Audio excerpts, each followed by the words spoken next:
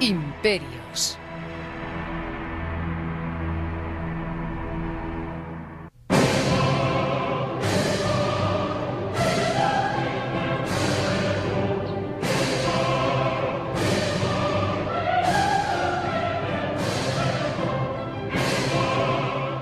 Los fieles se estremecían de frío.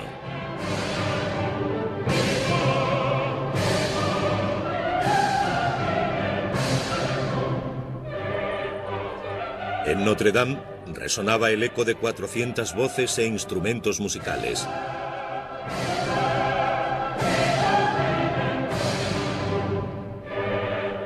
Napoleón Bonaparte estaba a punto de ser coronado emperador de Francia. Si tengo alguna ambición, decía, es tan innata, está tan íntimamente relacionada con mi existencia, que es como la sangre que circula por mis venas.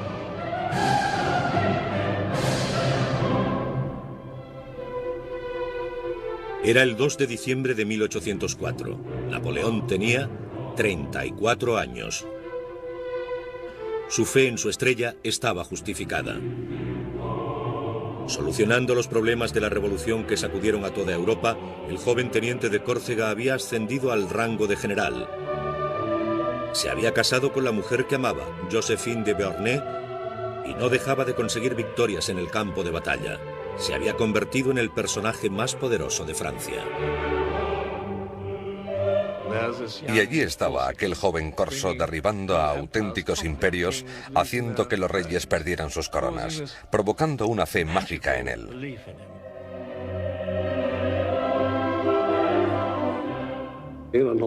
Tenía una gran presencia, una intensidad arrolladora, como una bomba a punto de estallar cuando entraba en una habitación.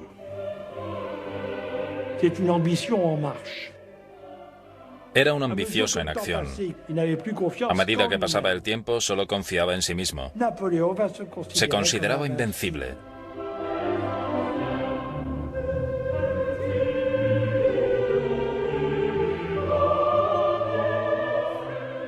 Napoleón subió solo los escalones hasta el altar.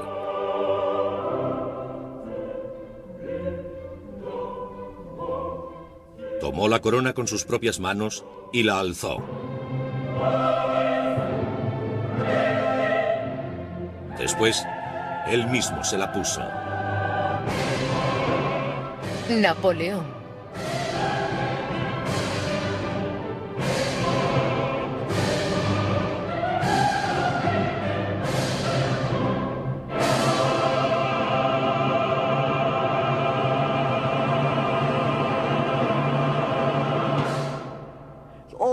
Es casi increíble. Un pequeño corso bueno en matemáticas, pero en nada más. Su padre era un abogado inteligente, que se convirtió en emperador de Francia. Sacó lo mejor de él. Es una historia maravillosa. Capítulo 3. La cumbre de la grandeza. A comienzos de 1805, Napoleón planeaba cruzar el Canal de la Mancha e invadir Gran Bretaña con 2000 barcos y 200.000 soldados. Franceses e ingleses estaban en guerra una vez más. Enemigos irreconciliables luchando por el dominio del continente europeo. Creo que Napoleón se dio cuenta de que si cruzaba el canal tenía muchas posibilidades. Probablemente estuvo en lo cierto. Los ingleses no tenían ejército. Era un ejército patético y Napoleón parecía invencible. Como él mismo dijo, si soy el amo del canal durante 6 horas, seré el amo del mundo. Te llevaré a Londres, le dijo a su emperatriz Josefina. Quiero que la mujer del César moderno sea coronada en Westminster. Para los británicos, Napoleón parecía capaz de las más fantásticas hazañas. Podía volar sobre el canal o excavar un túnel bajo él. Como si del hombre del saco se tratase, Bonnie, como le llamaban, podía llegar en cualquier momento. Los ingleses le menospreciaron. Las caricaturas de la época eran feroces.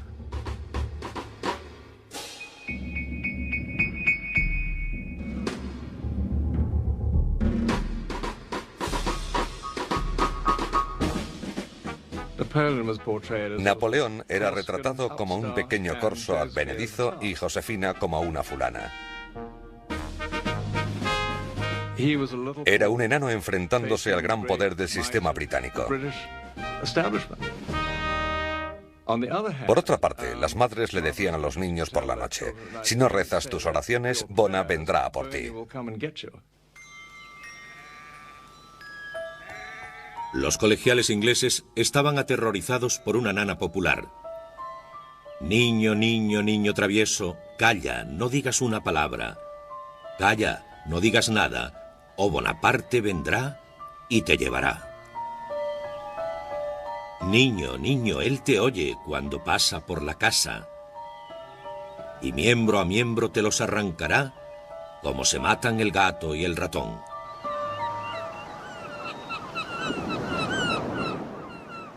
Pero Napoleón necesitaba barcos para cruzar con sus hombres el canal, y su flota no igualaba a la inglesa, la fuerza marítima más poderosa del mundo. La Marina Real siempre estaba allí y Napoleón decía desesperado: vaya donde vaya, siempre me encuentro con la Marina Real.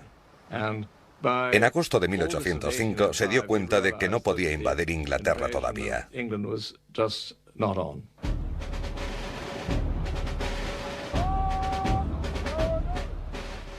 A finales de verano, Napoleón hizo desfilar a sus soldados por la costa del canal. Entonces, para sorpresa de todos, les ordenó dar la espalda a Inglaterra y marchar hacia Europa. Austria y Rusia se habían unido a Inglaterra formando una alianza para destruirle. Cientos de miles de soldados rusos ya se habían adelantado para unirse a sus aliados austriacos. Napoleón había heredado la lucha iniciada 10 años atrás, cuando la Francia revolucionaria se había enfrentado a los monarcas de Europa que decidieron detener la revolución antes de que se extendiera. Napoleón heredó el extraordinario dinamismo de la Revolución Francesa. Todos los que tenían una corona sobre su cabeza pensaron que lo que le había ocurrido a Luis XVI podía pasarle a él. Napoleón representa la revolución y su expansión. No solo una expansión territorial, sino también una expansión de las ideas revolucionarias. Napoleón se dirigió a Europa con sus bayonetas, pero también con el Código Civil.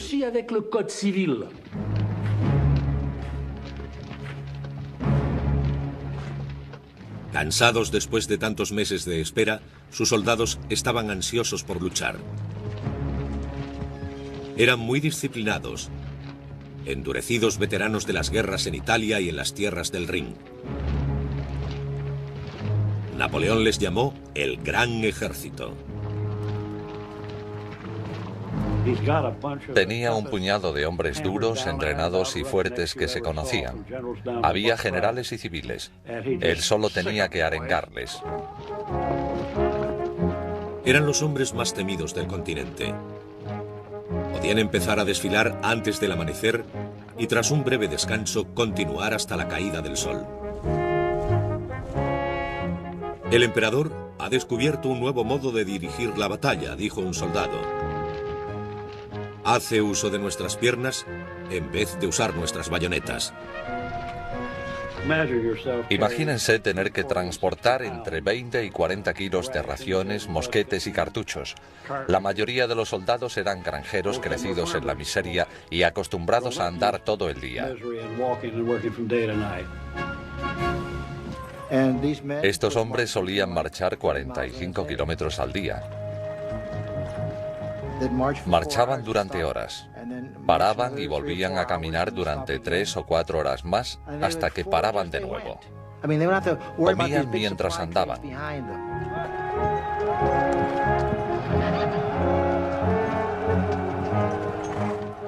El Gran Ejército presentaba una visión impresionante. Los espléndidos uniformes ayudaban a los soldados a sentirse más fuertes, más grandes y valientes de lo que eran. Les hacían olvidar los brutales acontecimientos de la guerra. Lucharían por riqueza, por la gloria de Francia y por devoción a su emperador. Napoleón era muy popular entre sus soldados. Desarrolló una especie de culto al emperador. Era muy inteligente. Sabía cómo hablar a la gente sencilla, especialmente a sus soldados. Cuando pasaba revista al ejército o cuando estaba en la batalla, podía recordar qué oficial dirigía esa batalla, qué regimiento, qué división o qué batallón, y preguntaba por qué un soldado estaba en un sitio y no en otro. Una vez preguntó, ¿quién es el hombre más valiente de esta unidad? El oficial dijo, este hombre. Napoleón cogió la medalla de la Legión de Honor de su propio abrigo y se la puso al soldado. Imagine el efecto de este hecho. Sus soldados le idolatraban. Estaban ansiosos por escuchar unas palabras o por recibir un tributo mayor reservado a los más valientes. Un afectuoso tirón de orejas. Medía 1,58 m. Con una mano siempre bajo su abrigo, inventó una pose común en aquella época y se apropió de ella. Su pequeño abrigo y sombrero eran su propaganda. Había creado un personaje sencillo y austero, pero fácilmente reconocible. Apeló a sus soldados para que llevaran las mismas ropas. Los soldados veían a un hombre que vestía como ellos, no como los generales y los mariscales, sino como los soldados.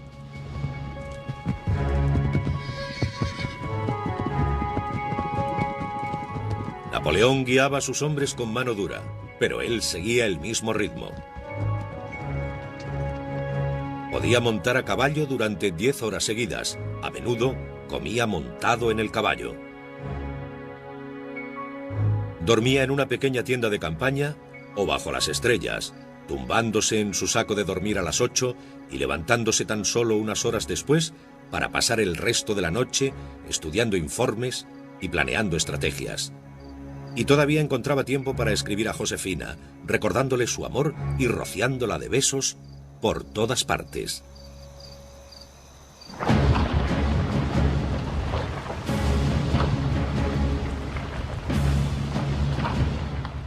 El verano dejó paso al otoño. Los soldados de Napoleón se adentraban cada vez más en Europa.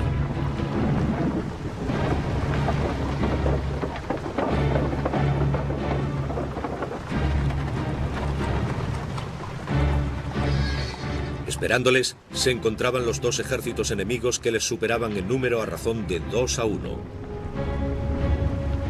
Rusos y austriacos planeaban vencer a los franceses gracias a la superioridad numérica. Los rusos y los austriacos pensaron que podrían con él fácilmente. Estaban convencidos de que una vez que estuvieran en el centro de Europa podrían acabar con él. Pero Napoleón vio al momento el defecto de la estrategia aliada. Sus fuerzas estaban dispersas por todo el continente. Moviéndose rápidamente, podía atacar a los austriacos antes de que llegaran los rusos. Atravesaría Alemania y cortaría el camino a las fuerzas austríacas. Su plan era atacar primero con sus fuerzas y capturar a aquellos soldados antes de que pudieran reagruparse. En menos de 6 semanas, los franceses llegaron al Danubio y capturaron por sorpresa al ejército austriaco del general Karl Marx.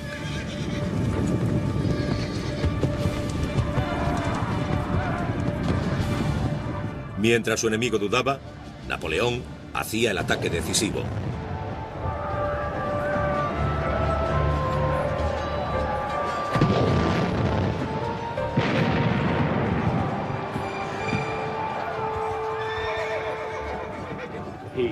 Cuando él apareció detrás de ellos, cualquier general sensato hubiera huido. Pero el general austríaco Mack decidió luchar y mantuvo su posición, por lo que Napoleón le rodeó con su ejército y le aisló, obligándole a rendirse en cuestión de días.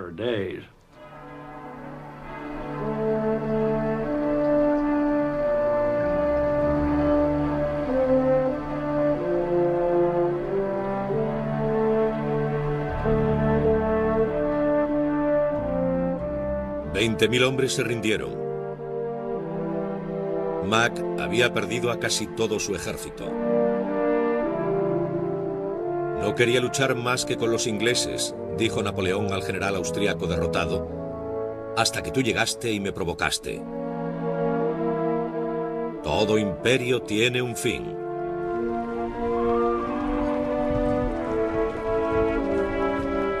Ahora nada se interponía entre Napoleón y Viena. Creo que me he exigido demasiado, mi querida Josefina. 8 días bajo la lluvia con los pies fríos me han servido de poco, pero tengo que cumplir mi objetivo. He destruido al ejército austriaco.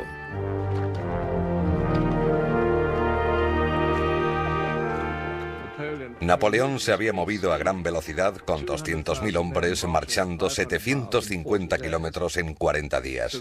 Ya había derrotado a la mitad del ejército austriaco.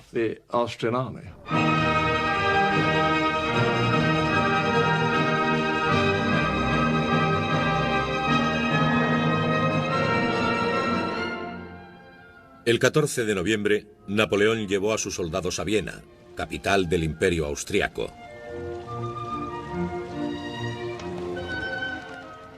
El emperador Francisco I había huido, dejando sus palacios y jardines al enemigo. Mientras Napoleón marchaba triunfante por las tortuosas calles, se retrataba como el representante de la Revolución Francesa, un símbolo de la libertad y la Ilustración. Pero muchos de los que antes le habían venerado ahora habían cambiado de opinión, incluyendo a Ludwig Beethoven. Cuando Napoleón decidió coronarse emperador, Beethoven le denunció por vulgar, una persona que se había rebajado al nivel de un rey ordinario. Beethoven había dedicado su tercera sinfonía al primer cónsul Bonaparte. Ahora había borrado su nombre con furia. El emperador Napoleón dijo: no es nada más que un simple mortal. Pisoteará los derechos humanos y se convertirá en un tirano. 2 meses antes, Napoleón había acampado cerca del Canal Inglés. Ahora los vieneses le entregaban las llaves de la ciudad. Pero su triunfo se ensombreció por un desastre.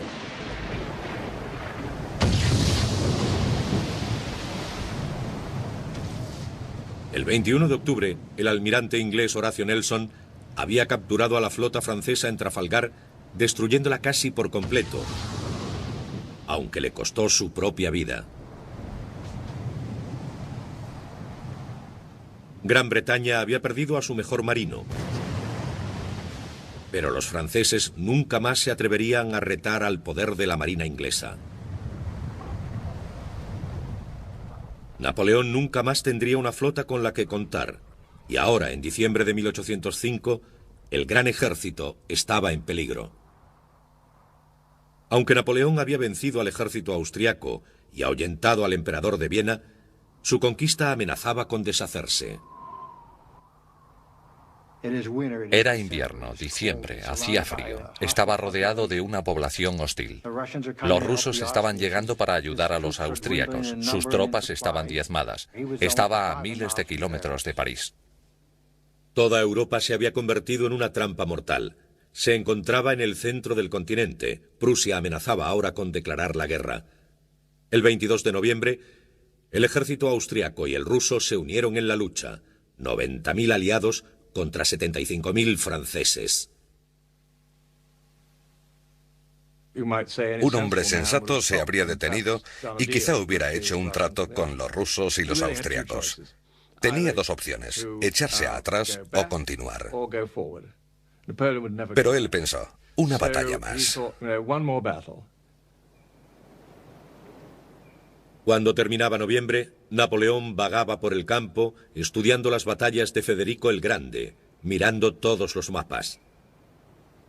Entonces localizó un punto no lejos del pequeño pueblo de Austerlitz. Era un terreno montañoso, rodeado de bosques, estanques pantanosos y pequeñas ciudades. Allí establecería su base. Mirando por encima, el emperador le dijo a sus soldados: Señores, examinen este campo con cuidado. Va a convertirse en un campo de batalla. Tendrán que tomar parte.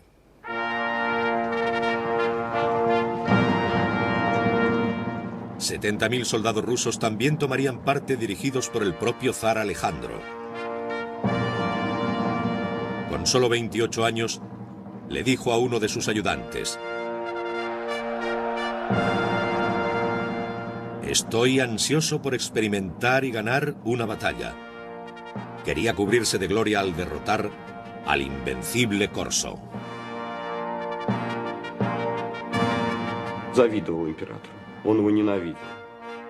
Alejandro I odiaba a Napoleón. Estaba celoso de él.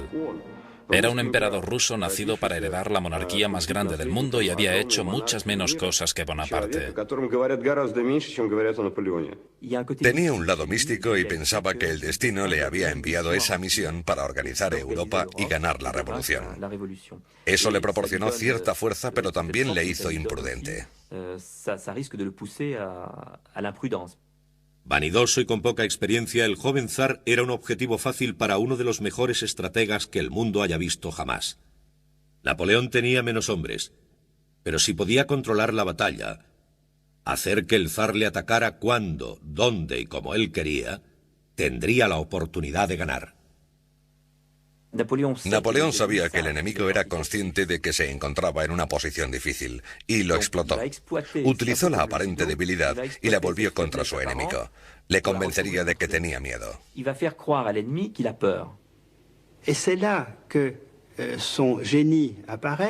Así es como demostraba su ingenio. Haría pensar al enemigo que era más débil de lo que realmente era para que éste atacase primero.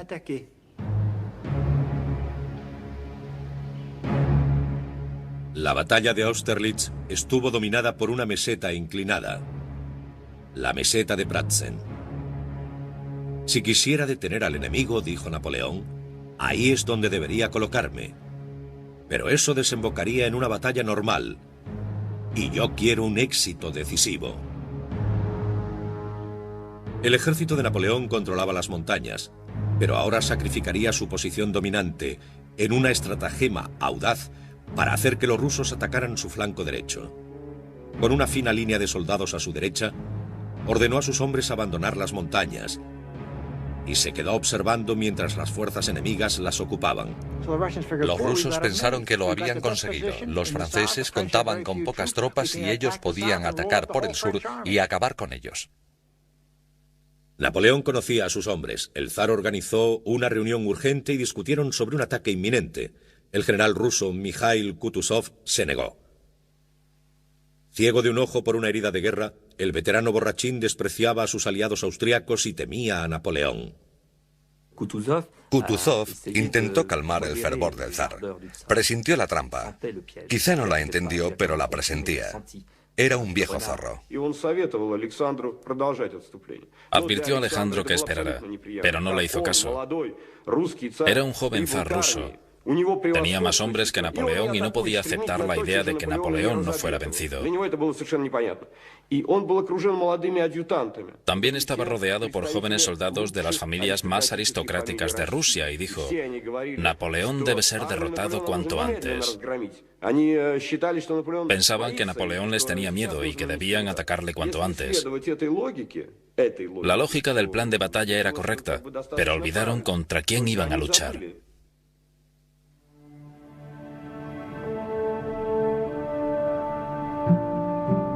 La noche antes de la batalla, Napoleón cenó uno de sus platos de campaña favoritos, patatas fritas con cebolla.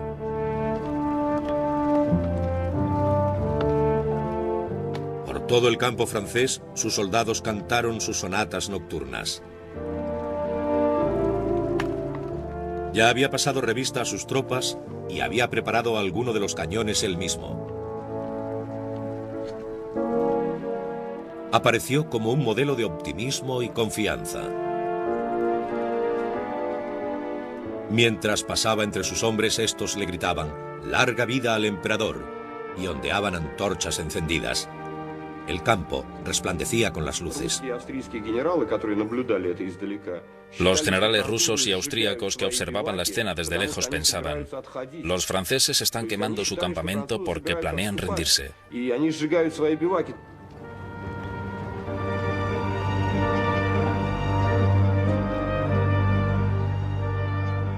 Era el 2 de diciembre de 1805, el primer aniversario de su coronación.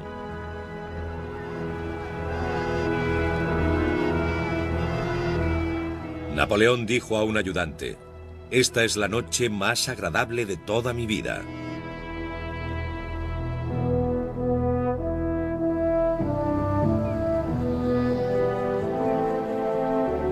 El amanecer llegó con una niebla impenetrable.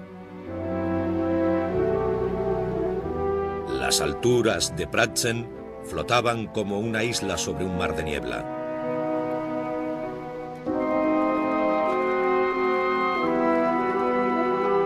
Los soldados de Napoleón se despertaron temprano y, temblando de hambre y cansancio, se prepararon para una lucha que él sabía que sería la última.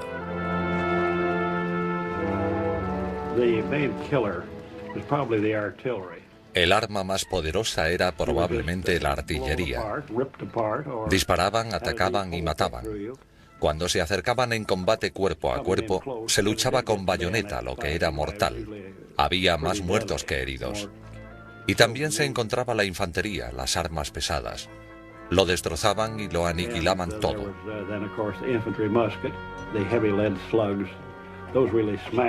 Los modernos rifles de balas hacían un agujero limpio, pero este batallón desgarraba cuerpos y los dejaba con los huesos fuera.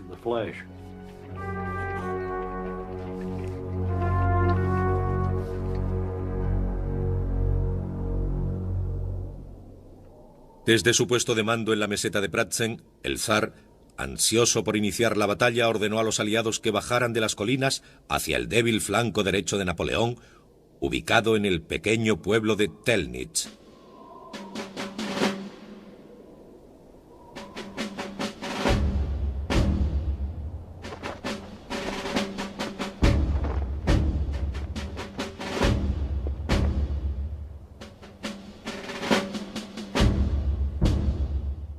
Napoleón se sorprendió cuando vio que 2 divisiones de soldados se habían sumado desde Viena. Habían cubierto los 100 kilómetros en solo 2 días. Napoleón puso refuerzos donde menos lo esperaban y más rápido de lo que nadie pueda imaginar.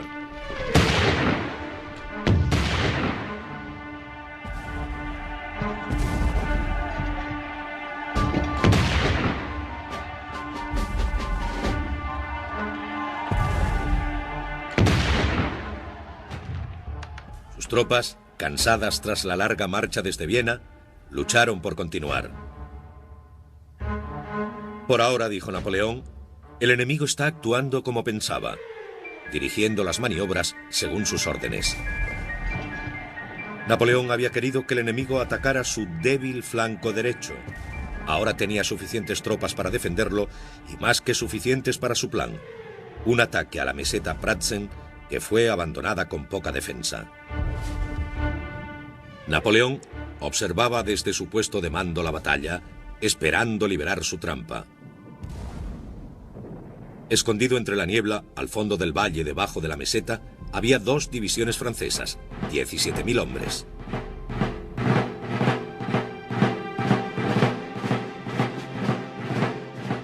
Napoleón dio la orden de avanzar. Un ataque rápido, dijo, y la guerra habrá terminado. La niebla era tan densa que los soldados franceses casi no podían ver a 10 pasos delante de ellos. Cuando el sol empezó a salir, el ejército de Napoleón apareció entre la niebla.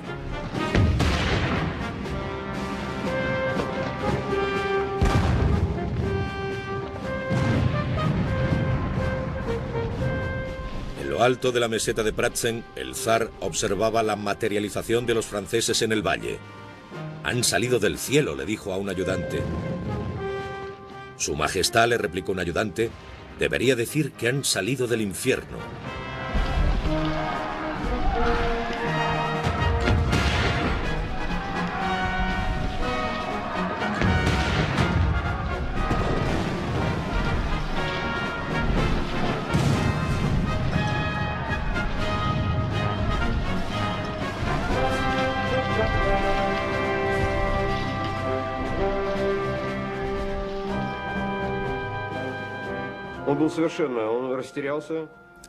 Alejandro no sabía qué hacer. Estaba absolutamente perdido. Desde ese momento perdió completamente el control sobre su ejército. Después del pánico en la meseta, ya no volvió a participar en la batalla.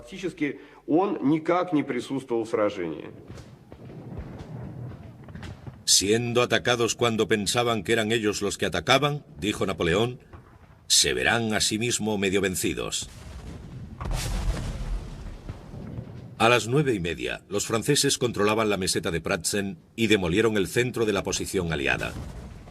Napoleón barrió el campo de batalla y atacó a los aliados desde atrás.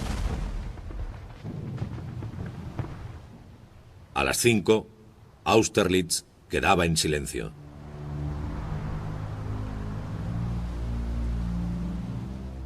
$9.000 franceses murieron o resultaron heridos, junto con 16.000 rusos y austriacos.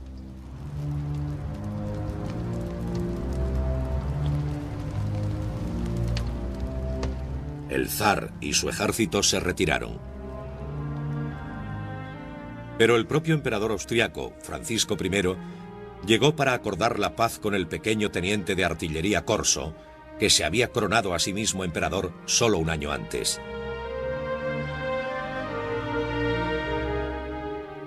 Hoy se ha librado una batalla, escribió Francisco a su mujer, de la que no hemos salido bien librados. Napoleón escribió a Josefina: he vencido al ejército ruso y al austriaco dirigidos por 2 emperadores. Estoy un poco cansado. Te abrazo. Napoleón es en fait un artiste. Napoleón era un artista. Siempre trataba las campañas militares como a un arte. Si los acontecimientos le imponían una solución, pensaba y encontraba una solución. Le encantaba la guerra, no hay duda. Pero le encantaba la guerra como arte. Austerlitz había encumbrado la estrella de Napoleón a cimas más altas. Había logrado su mayor victoria, la victoria de la que podría sentirse más orgulloso. Soldados, dijo, estoy contento con vosotros. Habéis decorado vuestras águilas con una gloria inmortal. Seréis recompensados con alegría y para vosotros será suficiente con decir, estuve en la batalla de Austerlitz, para que la gente responda, ahí va un valiente.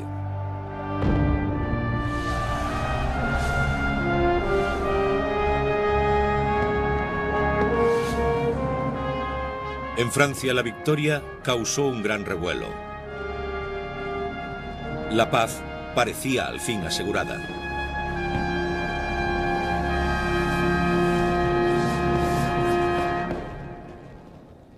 Pero 6 meses después, Napoleón seguía en Europa, preparándose de nuevo para la guerra. Entre los soberanos establecidos, dijo, la guerra nunca va más allá de la posesión de una provincia o una fortaleza. Pero para mí, el riesgo significa siempre mi existencia y todo el imperio. La conquista me ha hecho ser lo que soy. La conquista me mantiene aquí.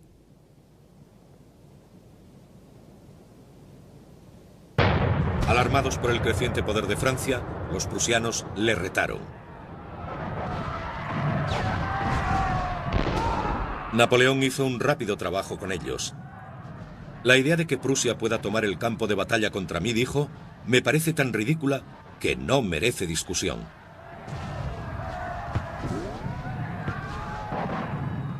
En menos de 3 semanas, hizo rendirse a los prusianos tomando 140.000 prisioneros y dejando 25.000 muertos o heridos. El poder del ejército prusiano había sido destrozado por completo.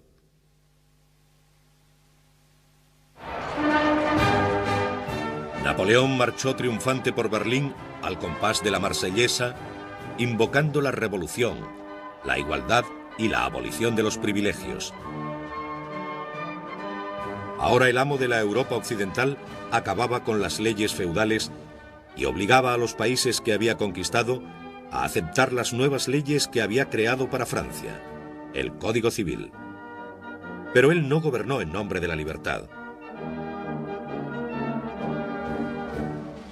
Me he dado cuenta, dijo, que los hombres no han nacido para ser libres.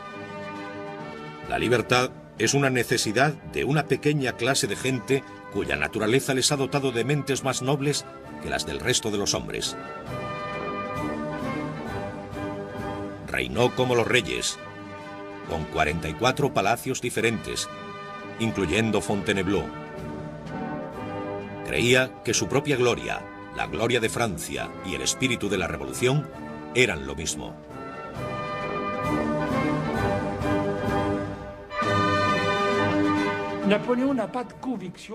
Napoleón no tenía unas profundas convicciones políticas. Amaba el orden, amaba la autoridad, amaba las organizaciones bien dispuestas.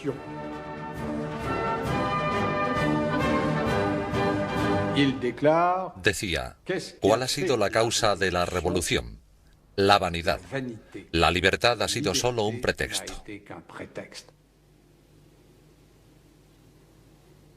Tenía 37 años. Su genio como general había transformado a Francia en imperio de muchas naciones. Ahora podía emplear toda su energía en dedicarse a gobernarlas.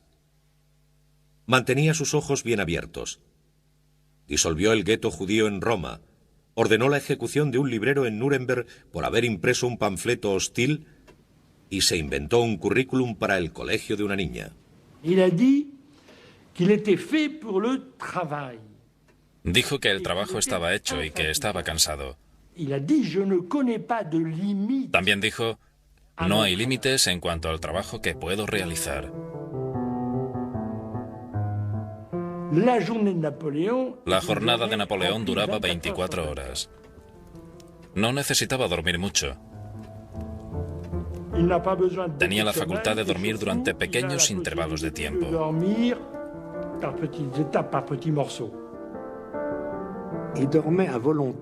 Dormía cuando quería, se sentaba en una silla durante 5 o 10 minutos. Esa era su gran fortaleza. Ordenaba incluso en sueños.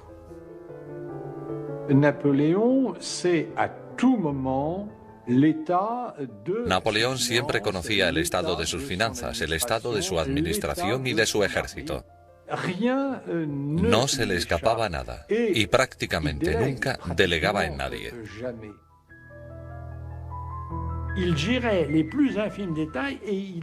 Estaba al tanto de los más mínimos detalles. Intervenía en asuntos administrativos que afectaban a todo el imperio. Tenía una memoria prodigiosa. Entendía todo rápidamente. Tenía una gran mente analítica. Podía pensar en varios problemas a la vez y dictar varias cartas a sus secretarios. Lo hacía tan rápido que sus secretarios a veces no daban abasto. Podía dictar 125 cartas, planear la organización del gobierno y la artillería, el número de botones de un abrigo y conferencias en un día. Los momentos de relax de Napoleón eran muy breves. Le gustaban los baños calientes y ordenaba a su ayuda de cámara que le rociara con agua de Colonia.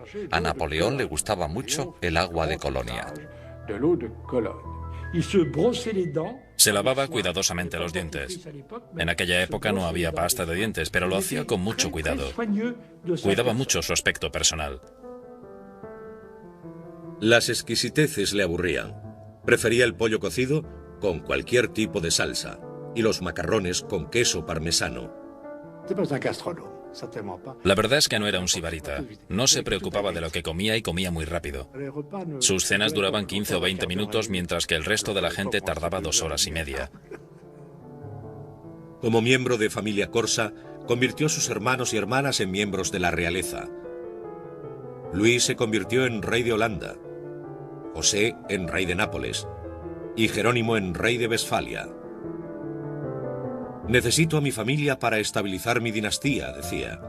Si distribuyera los tronos de acuerdo al mérito, tomaría unas decisiones diferentes. Hizo a su hermana Carolina reina, a Paulina princesa y a Elisa duquesa. A su madre la recompensó con el título de Madame Mère.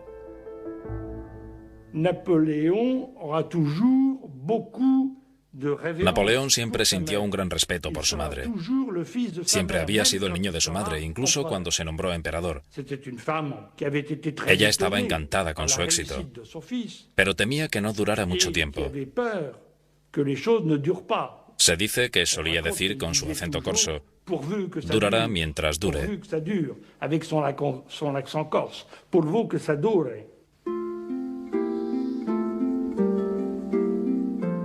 Mientras Napoleón pasaba largos meses de campaña lejos de Francia, Josefina pasaba el tiempo en Malmaison.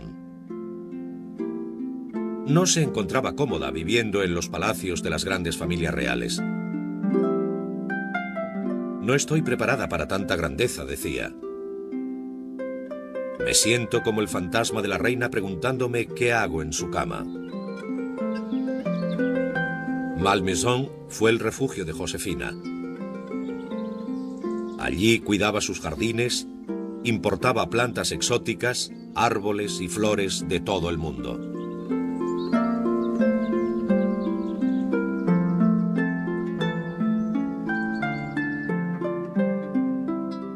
Aunque Napoleón ya no era un joven inexperto, intoxicado por sus exóticos encantos, se seguía sintiendo muy atraído por ella. Me considera, le contó Josefina a una amiga, uno de los rayos de su estrella. Napoleón encontró en Josefina a una mujer con la que hacer realidad todos sus deseos. Era una emperatriz admirable. Se complementaban perfectamente. Como decía Napoleón, yo gano las guerras y ella se gana el corazón de la gente. Josefina parecía cada vez más enamorada, aunque ambos discutían con frecuencia. Él le echaba en cara que gastara casi 1 millón de francos al año solo en ropa. Ella estaba celosa de su amante.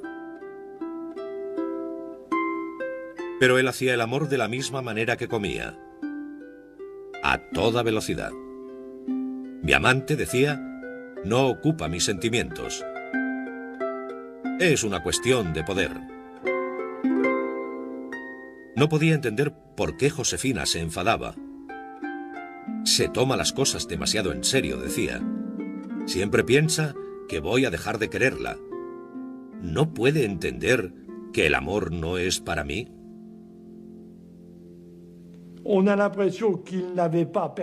Parece que no tenía demasiadas necesidades sexuales. En cualquier caso, tuvo amantes porque era lo que se hacía en la época. Era normal que los soberanos tuvieran amantes. Tuvo relaciones esporádicas y Josefina se enteraba de todas. Al final, con el tiempo, crearon una gran camaradería. Habían alcanzado la cima juntos. Si Josefina le hubiera dado un hijo, él hubiera sido el hombre más feliz del mundo.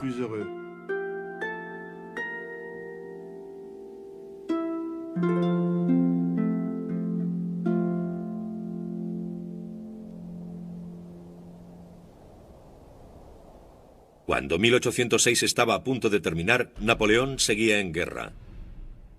Austria y Prusia se habían rendido, pero los rusos, cubiertos de sangre en Austerlitz, y Gran Bretaña, potencias mundiales en el mar, seguían siendo peligrosos enemigos. Contra Inglaterra hizo una guerra económica, un bloqueo continental, prohibiendo a los países europeos que comerciaran con las islas británicas. Para vencer a Rusia, marchó con sus soldados hacia Polonia. La justificación de Napoleón era que había que hacer la guerra contra los adversarios y vencerlos a toda costa. Si alcanzaban Polonia, haría que los rusos capitulasen, y eso era lo que él pretendía.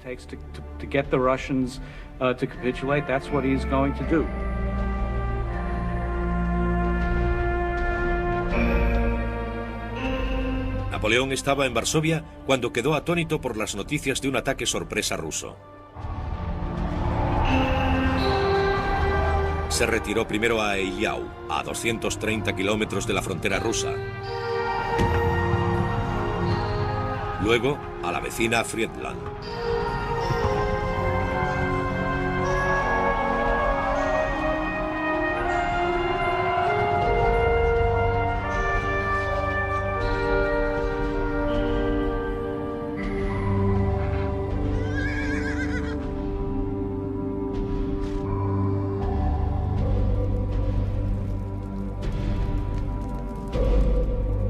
La matanza en las dos batallas fue devastadora.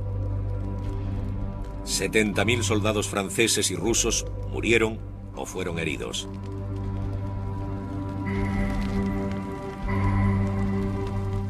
Ya no es un combate, escribió un general ruso al zar. Es una carnicería. El ejército de Napoleón estaba destrozado y diezmado. El ejército del zar estaba destruido.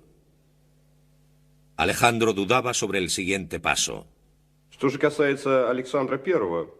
Cuando Alejandro I pensaba qué hacer tras la batalla de Friedland, su hermano Constantino dijo: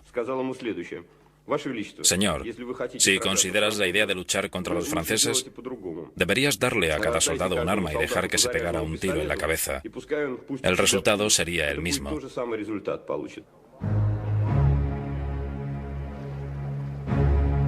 El 25 de junio de 1807, Alejandro viaja a Tilsit, en la frontera occidental del Imperio ruso, para hablar de paz con el emperador de Francia. Para personificar su similar estatus, se encontraron en un brezal en el centro del río Niemen, la frontera entre Rusia y Europa.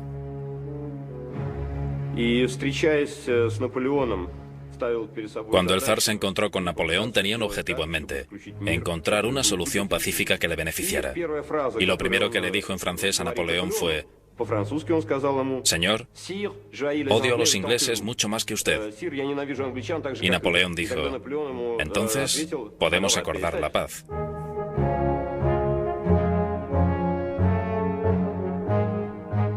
Los términos de la paz de Napoleón fueron generosos. No exigió ningún territorio ruso. A cambio, el zar aceptó convertirse en aliado de Francia, unirse al bloqueo continental y negarse a comerciar con Gran Bretaña. Napoleón quería tener a este aliado y estaba preparado para sacrificarse por ello. La alianza entre Rusia y Francia, dos grandes imperios, obligaría a los ingleses a acordar la paz. Finalmente, habría paz en Europa.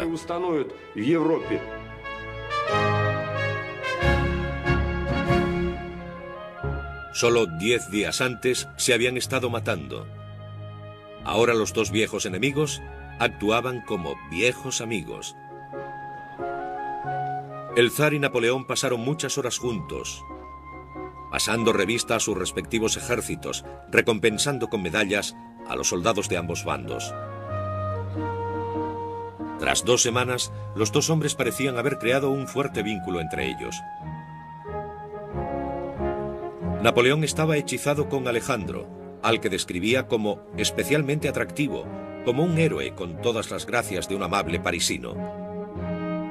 El zar parecía sentir mucho respeto por Napoleón y por su gran poder. Cuando se despidieron, Napoleón estaba convencido de que había convertido al zar en un amigo y aliado. Intentó seducir a Alejandro. Intentó agradarle. Le elogió mucho. Napoleón era un gran seductor. Si Alejandro fuera una mujer, escribió a Josefina, le convertiría en mi amante. Ese fue el gran error de Napoleón. Pensó que realmente había caído bien a Alejandro. Lo que Napoleón no entendió fue que éste nunca cumpliría su promesa. Pero para Napoleón, la paz de Tilsit parecía el momento más glorioso para él y para su imperio.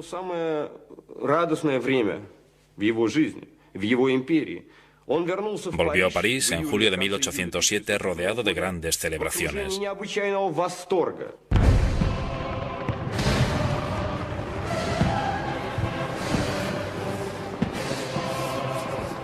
Francia se alegró de la firma del tratado entre las dos grandes potencias. Una vez más, la paz en Europa parecía asegurada.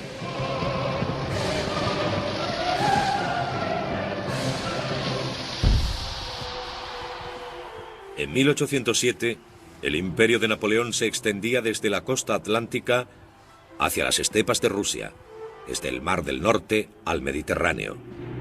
Gobernaba a 70 millones de personas, franceses, italianos, holandeses, alemanes y polacos. No había habido un imperio tan grande desde los tiempos de Roma. Orgulloso de su poder, soñó con unir a toda Europa bajo las leyes francesas.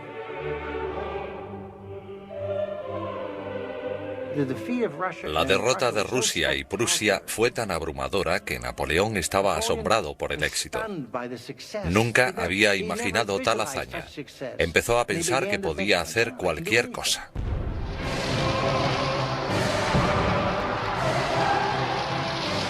Su estrella había alcanzado la cumbre.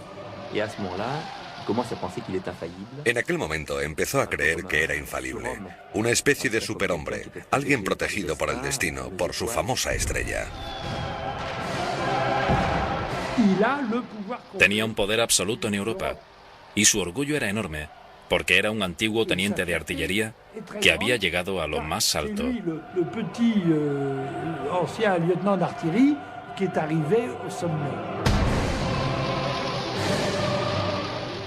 La ambición nunca está satisfecha, escribió una vez Napoleón, incluso en la cumbre de la grandeza. Con 38 años, embriagado de poder, el gobernador más famoso de Europa se empeñó en otra conquista más. Sería un error fatal.